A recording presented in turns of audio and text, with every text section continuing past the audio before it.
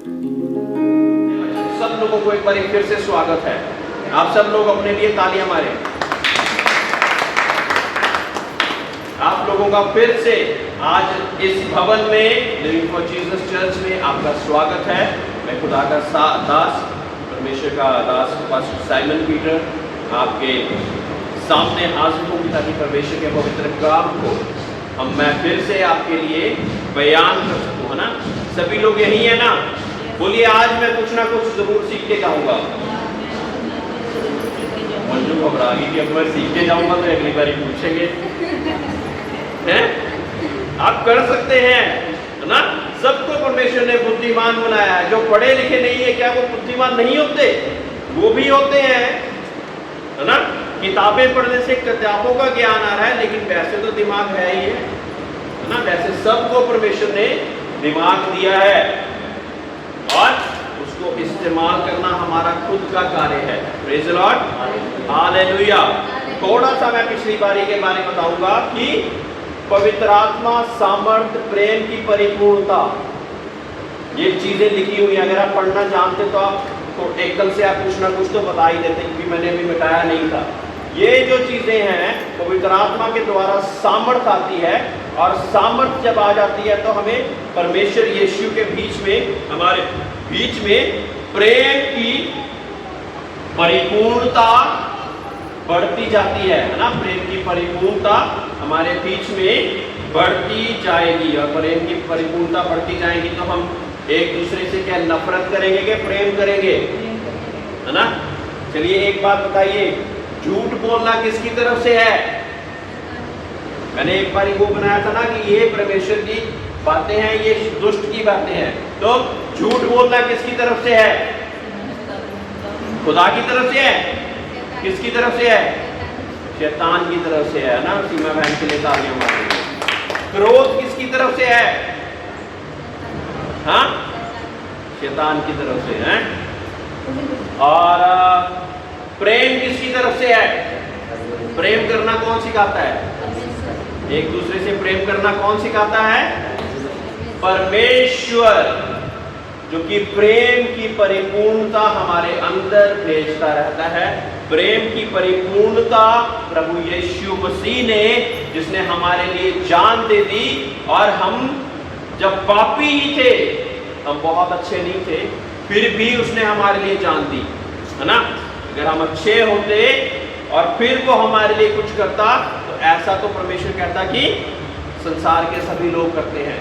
जब तुम दोषी करार दिए गए थे, तब भी मैंने तुमसे प्रेम रखा। ये है परमेश्वर का प्रेम, और ऐसा ही वो चाहता कि हम भी एक दूसरे से करें, है ना। अगर हम कोई हमारे लिए अच्छा करता तो उसी के लिए अगर हम अच्छा करते हैं, तो कहते हैं कि चोर डाकू तो इससे बहुत अच्छा करते हैं, है ना। वो अपनी जुबान के बड़े पक्के होते हैं। जुबान दे दी भाई लोगों ने तो दे दी, और उस जुबान पे टिके रहते हैं। सुपारी उठा ली तो उठा ली, उसके बाद इधर से उधर नहीं होंगे वो, क्योंकि वो कहे कि मैंने जुबान दी हुई है। दुष्ट लोग इतने पक्के होते हैं अपनी जुबान के। सोचिए, परमेश्वर तो नहीं कहता कि हाँ मैं किसी का घर बार तोड़ के आ जाओ, उसको जान ले लो, लेकिन वो लोग इतने पक्के हैं तो हमें कितना होना चाहिए? वो कहते हैं मैंने सुपारी ली हुई है, अब तो कोई मर्जी हो जाए, सामने चाहे मेरा भाई भी निकल जाएगा, मुझे मारना ही पड़ेगा, मैंने सुपारी उठाई हुई है ना। मुंबई में ये बोला जाता है। तो जब हम परमेश्वर के नाम से कोई निर्णय लेते कि हमने कुछ करना है, तो कैसे करना चाहिए? दृढ़ निश्चय, दृढ़ निश्चय, है ना। दृढ़ निश्चय लेंगे तो क्या होगा? हम परमेश्वर में आगे बढ़ते जाएंगे। हम इफिसियों की पत्री को पढ़ रहे हैं, और अब हम 5वें चैप्टर पे, 5वें पाठ पे पहुंच चुके हैं। बोलिए इफिसियों, है ना। अगर मैं पूछूं कि किस पुस्तक को हम पढ़ रहे हैं, एक एक करके मैं सारी पुस्तकें आपको सिखा रहा हूं, ताकि कोई भी चीज ना रह जाए, आधा अधूरा ज्ञान ना रह जाए। लेकिन सीखना किसने है? हम बोल के चले जाएं आप सीखे ना, तो अच्छा नहीं, है ना। हमने सीखते जाना है और आगे परमेश्वर में बढ़ते जाना है। इफिसियों की 5वीं पत्री, फौजी भाई प्लीज लिख ले ताकि अगली बार पूछे तो कुछ बता पाए आप। इफिसियों की 5वीं पत्री, उसका पहली आयत में लिखा कि बालकों के समान, मैं पढ़ता हूं, इसलिए प्रिय बालकों के समान परमेश्वर का अनुकरण करो। परमेश्वर क्यों कहता कि हम बालकों के समान परमेश्वर का अनुकरण करें? बताइए, कोई बताना चाहे तो कुछ भी बताइए, दिमाग अपना जैसे मर्जी। क्यों कहता है कि बालकों के समान हमने परमेश्वर का अनुकरण करना है? परमेश्वर के सामने जब हमने सम्मुख आना है तो बालकों के समान आना है। किस लिए हैं? बालकों का दिल साफ होता है। दीदी ने क्या बोला? उसका दिल साफ होता है। क्या साफ होता है? दिल साफ। कोई और बताए? पारस जब हुआ था तो कैसा था? छोटा सा बालक था। कोई भी चीज बताइए उसकी। हैं? हाँ, दिल साफ तो दीदी ने बोल दिया, कुछ और बोलिए। हाँ? हाँ? हम परमेश्वर के बच्चे हैं? नहीं, परमेश्वर के बच्चे तो हैं। परमेश्वर क्यों कहता कि हमें बालकों के समान बनना चाहिए, बच्चों की तरह बनना चाहिए? ऐसा क्यों कहता है परमेश्वर? हैं? बच्चों से ज्यादा प्यार करते हैं ना। देखो बहन ने एक नई बात बताई, क्योंकि परमेश्वर जब हम बच्चे होंगे तो हमें ज्यादा प्यार करेंगे, क्योंकि उसको हम अपना बाप मानेंगे। तो बाप से हम कोई चीज छुपा सकते हैं? छुपाते भी नहीं। तो जब कभी किसी चीज की जरूरत होती है तो क्या करते हैं? मांगना शुरू कर देते हैं, चाहे वो दे चाहे ना दे। जब तक नहीं देता तब तक क्या करते हैं? हाँ, बोलते रहते हैं। कई बार रोना भी पड़ जाता है ना। कहते कि बच्चा जब तक रोता नहीं है तो माँ भी दूध नहीं पिलाती। हाँ, तो बालकों में बहुत ज्यादा चीजें हैं। अगर हमें परमेश्वर से कुछ लेना है तो हमें बच्चों के समान बनना पड़ेगा। पहले सबसे बड़ी चीज क्या है? जो बालक होता है ना, वो अपने माँ बाप पर पूरा भरोसा रखता है कि यही देंगे, कोई और नहीं देगा। भरोसा पूरा, कोई और नहीं देगा, कौन देगा? वैसे ही हमारा भरोसा परमेश्वर पे रखना है हमें, है ना। सरल भाषा में समझा रहा हूं ना, समझ रहे हैं सभी लोग ना।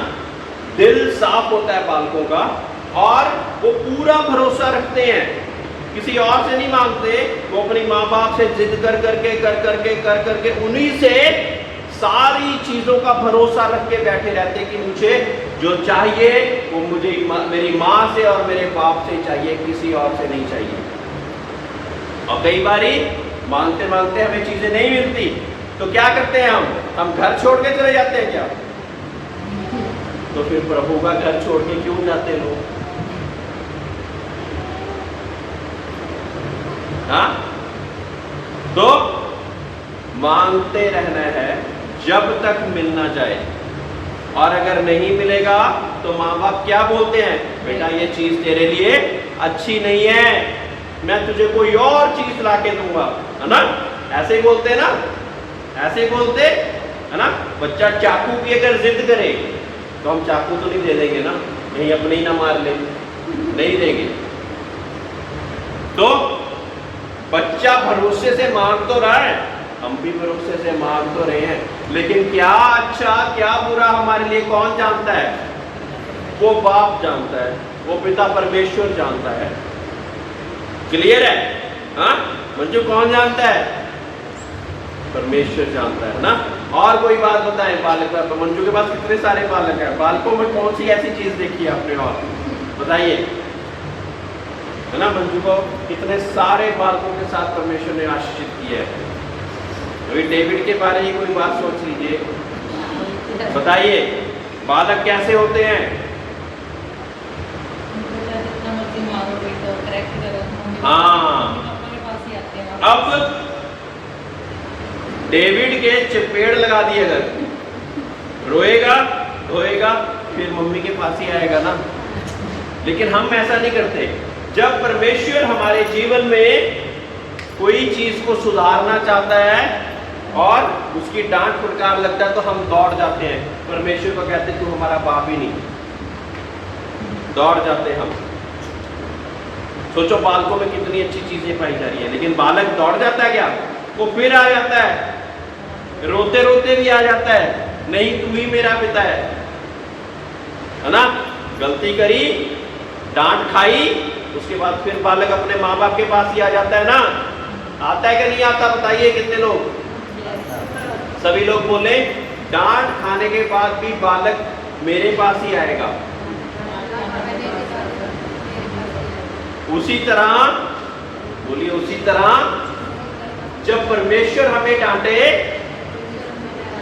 तो हमने नाराज होकर दौड़ नहीं जाना है, लेकिन परमेश्वर के पास ही आना है। बोलिए जोर से, परमेश्वर के पास ही आना है ना। जब हमें परमेश्वर डांटे तो हमने कहीं और दौड़ नहीं जाना है, लेकिन फिर भी परमेश्वर के पास ही आना है। क्यों? क्योंकि परमेश्वर हमारे लिए बेहतर सोचता है। बोलिए, परमेश्वर हमारे लिए बेहतरीन सोचता है ना। परमेश्वर के कलाम में लिखा हुआ यिर्मयाह 29:11 में, जितनी भी कल्पनाएं मैं तेरे लिए करता वो बुराई के लिए नहीं है, लेकिन भलाई के लिए है और अच्छे तेरे भविष्य के लिए है। परमेश्वर हमारे लिए कल्पनाएं करता है और वो अच्छी कल्पनाएं करता है। वो चाहता हमारे जीवन में अच्छी चीजें, अच्छे कार्य हो, है ना। और नहीं हो रहे तो हमें परमेश्वर से पूछने की जरूरत है, पूछने की जरूरत है। फिर भी परमेश्वर से लगातार पूछने की जरूरत है कि कहीं वो ऐसी चीज तो नहीं, जैसे हम चाकू देने से बच्चे को मना करते हैं, कैसी कहीं ऐसी चीज मुझे दे दे जिससे मैं अपना ही नुकसान कर लूं। कोई ऐसी चीज तो नहीं मैं परमेश्वर से मांग बैठा, है ना। कई लोग कहते हैं कि मैं बहुत अमीर हो जाऊं, बहुत अमीर हो जाऊं, बहुत अमीर हो जाऊं। अगर अमीर होके वो परमेश्वर को ही भूल जाएगा और नरक की और चला जाएगा तो क्या वो अमीर होना अच्छा है? हैं? ये ना मुझे गाड़ी मिल जाए, गाड़ी मिल जाए, गाड़ी मिल जाए, और गाड़ी के बाद अब पार्टियां चल रही हैं गाड़ी में, जिस परमेश्वर ने दी उसको भूल गए, वो गाड़ी अच्छी है क्या? परमेश्वर को पता किस समय किस व्यक्ति को क्या देना। अगर आप उस चीज को संभाल नहीं पाते, संभाल नहीं सकते, अभी आपकी तैयारी कम है कि गाड़ी होते हुए भी, बंगला होते हुए भी आप अपने सृजनहार परमेश्वर को अगर नहीं भूलेंगे तो वो आशीष देने में इतना टाइम लगाएगा। लेकिन जब उसको पता कि ये चीज तो इसको मार डालेगी, ये मेरी उपस्थिति से ही भाग जाएगा और अंत में इसका अंत नरक में होगा, तो परमेश्वर आपको नहीं देगा। कम से कम अब मुसीबत परेशानी में मुझे याद तो करता है। जब आपको पता है कि ये मुसीबत आए चाहे ना आए, गरीबी हो चाहे अमीरी हो, मेरे पास बहुत सारा धन हो चाहे ना हो, तब भी मैंने किसको? अपने यहोवा, अपने सृजनहार को नहीं भूलना है। तो परमेश्वर मेरे प्रियो आपके जीवन में अच्छी चीजों को भरने में देर नहीं लगाएगा। ये कुंजी है, अगर सीख गए आज तो बहुत आगे चले जाएंगे, है ना।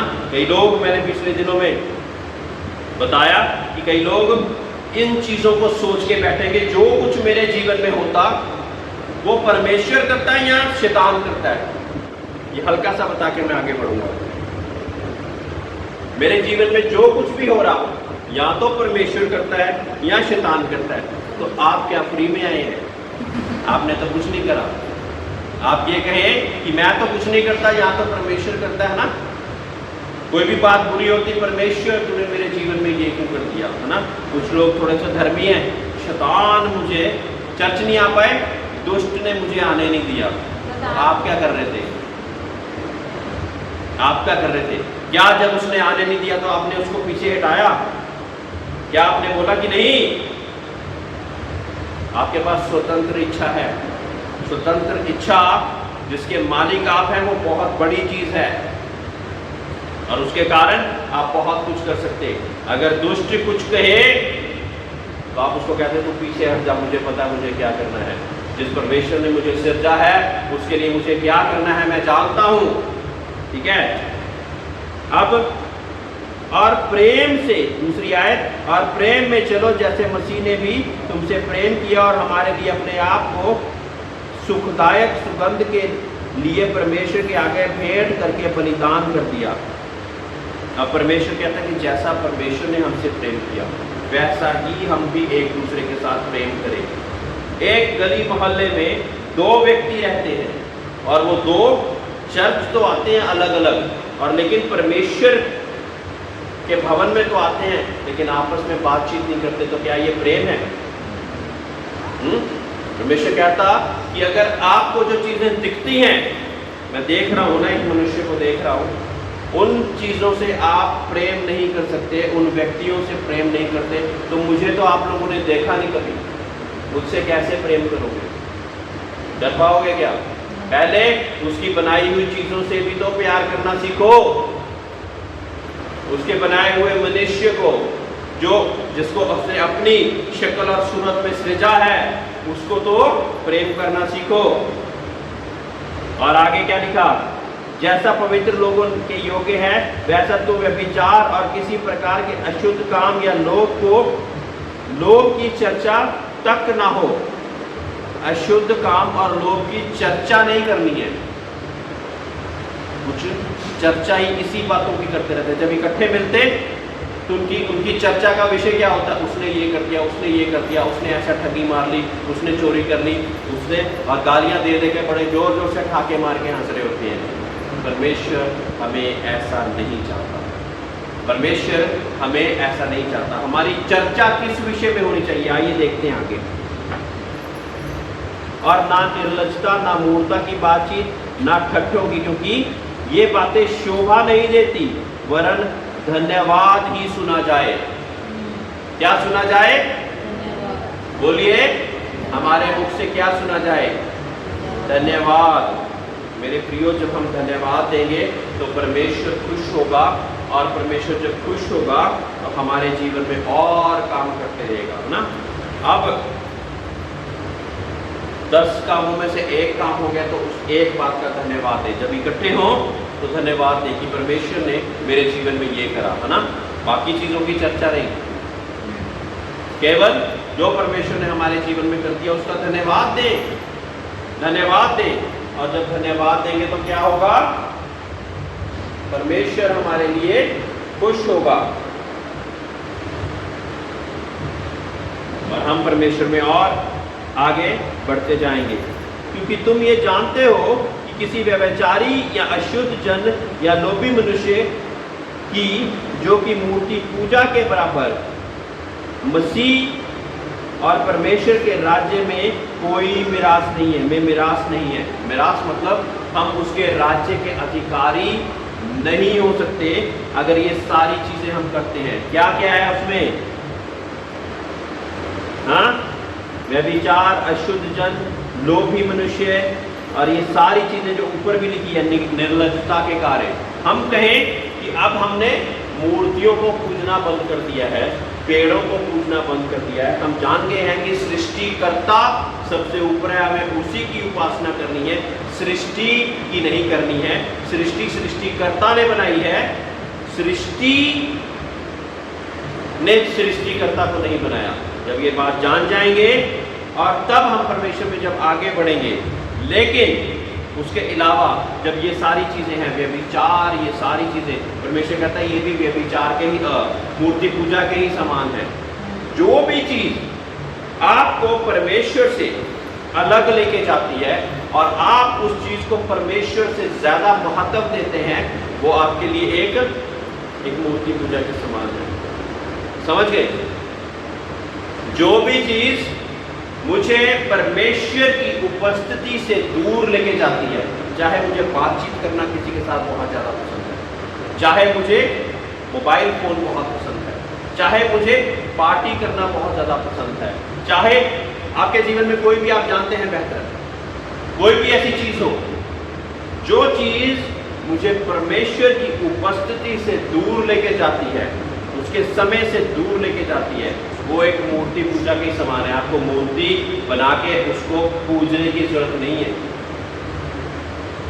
यानी कि अगर और विस्तार में जाएं तो मूर्ति को हम अपना समय देते हैं, उसके सामने दंडवत करते हैं, उसके अनुसार चलने की कोशिश करते हैं और उसी समय के वजह से हमें मूर्ति पूजक कहा जाता है।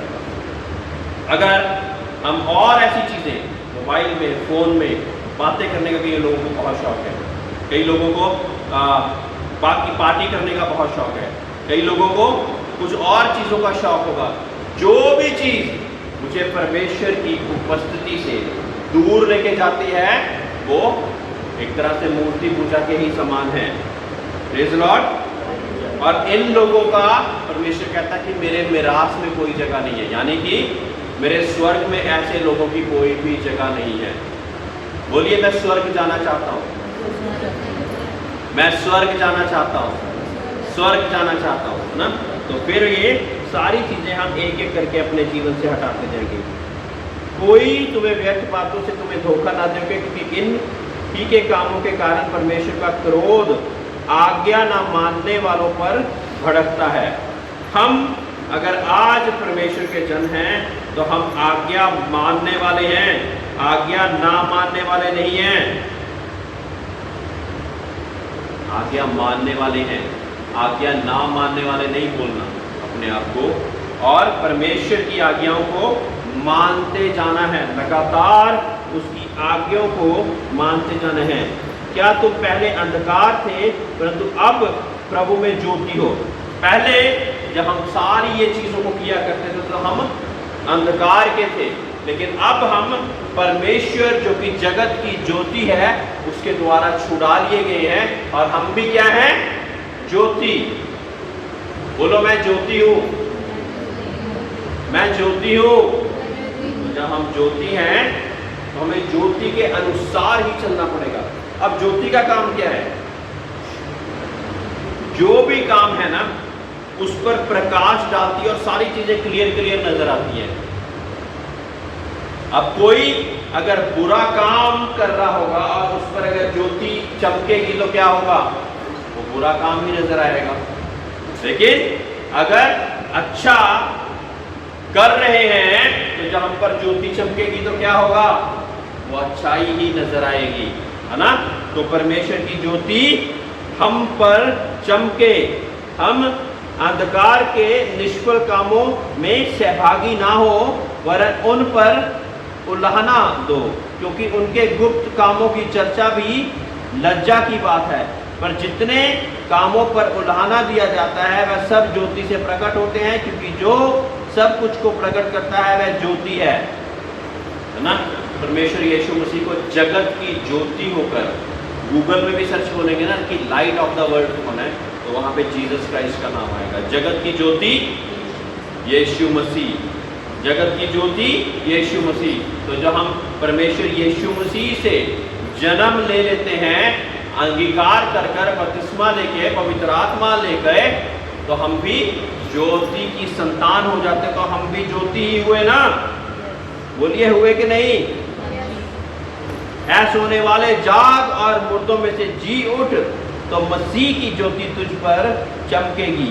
इसलिए ध्यान से देखो कि कैसा चाल चलते हो, निर्बुद्धियों के समान नहीं पर निर्बुद्धियों के समान, पर बुद्धिमानों के समान चलो। हमने निर्बुद्धियों के समान नहीं चलना है, लेकिन बुद्धिमानों के समान चलना है। बुद्धिमान क्या होता है? जब आगे पता लगता है कि कोई बुराई है, खड्डा है, तो बुद्धिमान खड्डे में छाल मार देता है ना?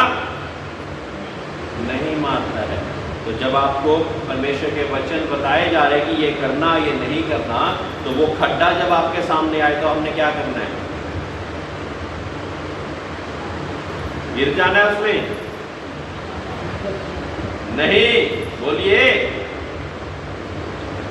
नहीं बोल रहे। बोलिए, नहीं, खड्डे में हम नहीं गिरेंगे।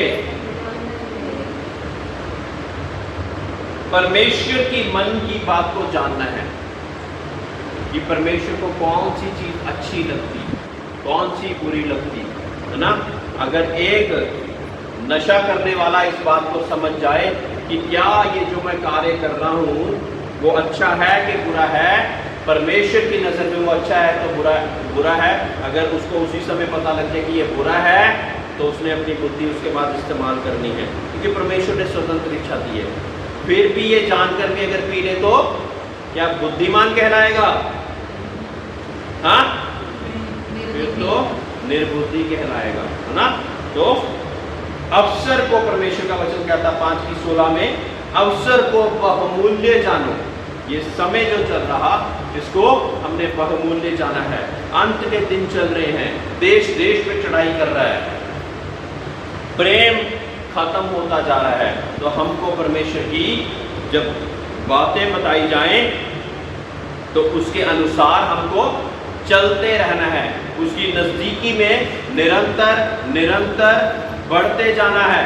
Praise the Lord. एक बहुत ज़्यादा इम्पॉर्टेंट चीज़, बहुत ज़्यादा ज़रूरी चीज़ इस चैप्टर में रह गई है, जो कि मैं आपको सिखा के फिर मैं समाप्त करूँगा।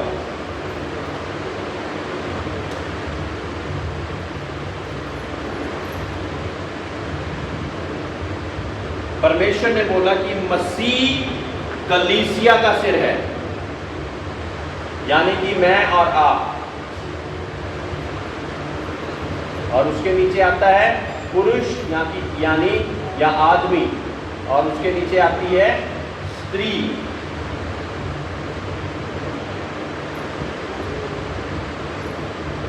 अब परमेश्वर आदमी का सिर है, स्त्री का सिर कौन है? आदमी है ना। स्त्री का सिर है आदमी और आदमी का सिर है परमेश्वर।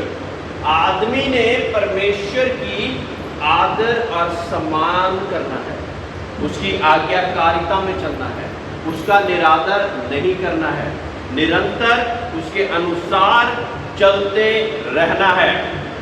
उसी प्रकार स्त्री ने पुरुष का आदर करना है, आदर सम्मान करना है, और क्योंकि उसको परमेश्वर ने घर का मुखिया बनाया, इसलिए उसके अनुसार अपने आगे चलता जाना है। लेकिन पुरुष के लिए भी एक बात है, कहीं ना कहीं पुरुष सोचे कि हम तो भाई हमारा आदर स्त्री करती रहे लेकिन हम कुछ ना करें। ऐसा नहीं है। बाइबल जब एक वक्त स्त्री को पुरुष की आदर करने के लिए कहती है और उसके साथ हर बात में रजामंदी रखकर उसकी बातों को आदर समेत रखने के लिए बोलती, तो उसी समय पुरुष को क्या कहती है कि तू अपनी अपनी स्त्री से प्रेम कर, और ऐसा प्रेम करना है कैसा? जैसा मसीह ने कलीसिया से किया। मसीह ने कलीसिया के लिए अपनी जान तक दे दी। हाँ, नहीं सोचा कि ये कलीसिया के लोग अच्छे हैं बुरे हैं, अच्छे होंगे कि नहीं होंगे, कुछ भी नहीं सोचा। लेकिन फिर भी परमेश्वर यीशु मसीह ने कलीसिया के लिए जान दे दी। उसी रीति से जब मनुष्य स्त्री से प्रेम करे तो इसी रीति से परमेश्वर चाहता है कि वो भी स्त्री से ऐसा प्रेम करे। तो सबने अपने अपने कार्य को निभाना है। ये ना यहाँ पे निकल के अपनी स्त्री को कुछ का कुछ आप बोलना। हमारी जिम्मेवारी अपना काम करने की है। अगर अपना सही करेंगे फिर भी किसी को नहीं बोल सकते। ये नहीं मैं कह रहा कि अपना सही करेंगे तभी किसी को बोल सकते हैं। अपना सही करते रहिए, एक ना एक दिन परमेश्वर आपकी स्त्री में, आपके पुरुष में परिवर्तन लेकर आएगा। क्या काम है स्त्री का? आदर करना। क्या काम है पुरुष का? प्रेम करना, है ना। परमेश्वर के वचन में आगे जाके लिखा कि कोई भी अपनी देह से जिससे प्रेम करता उसको कष्ट नहीं देता। और अब जब हम मसीह की देह हैं और आपकी देह, हम अगर स्त्री को बोल के चले तो हम जो अगर उसको दुख होगा तो हमको भी दुख होगा, कुछ कांटा लगेगा तो हमको भी दुख होगा, क्योंकि प्रेम करते हैं हम। मसीह से ये चीज प्रार्थना कर रहे कि परमेश्वर हमें दुख है, हमारे दुखों को समझ। तो उसी प्रकार से जब हमारे निर्बल पात्र कहा जाता है स्त्री को, जब निर्बल पात्र को कोई दुख हो, परेशानी हो, तो वो भी चीज को हमने उसी रीति से समझना है ना। मैं दोबारा बताना चाहता हूँ कि इस चीज को हमने एक दूसरे के साथ वाद विवाद में नहीं लेके आना कि हाँ भाई तू, ये पास्टर साहब ने बताया था तू स्त्री है तुझे ये करना है। स्त्री वो बात समझ चुकी है, वो अपने आप को अपने आप से सुधारेगी, आपको कुछ बोलने की जरूरत नहीं है। आप अपने आप को सुधारे। क्या वो जब कुछ ऐसा करती जो कि आपको जिस पे गुस्सा आता, उस पे आप क्या करते?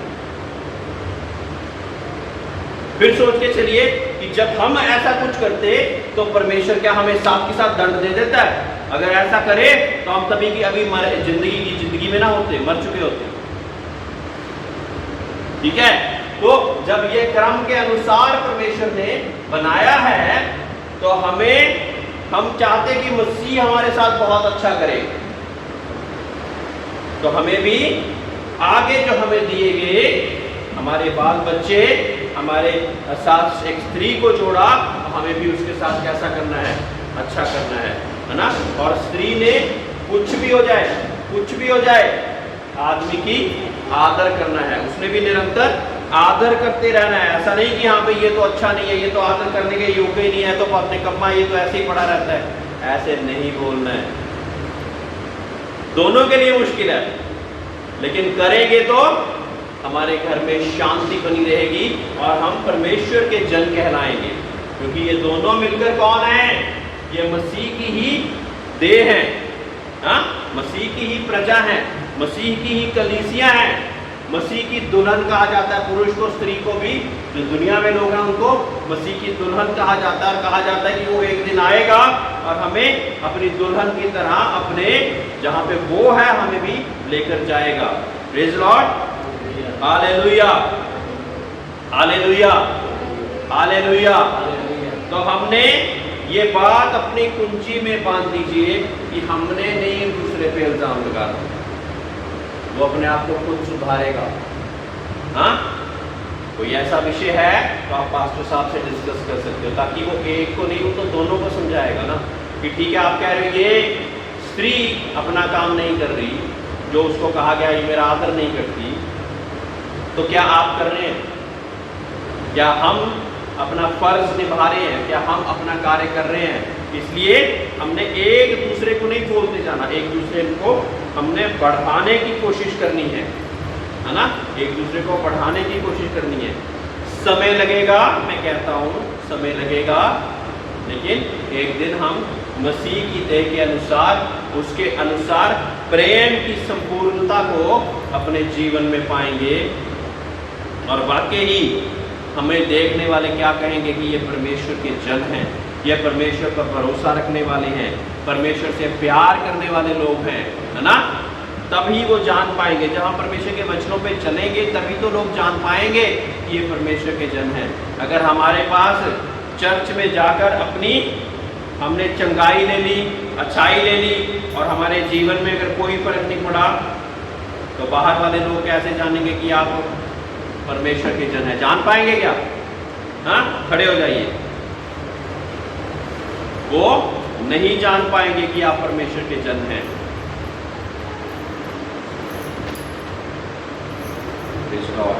आइए अपनी आंखों को बंद करें, सिरों को झुकाएं। इस समय ये बहुत ज्यादा कीमती समय है।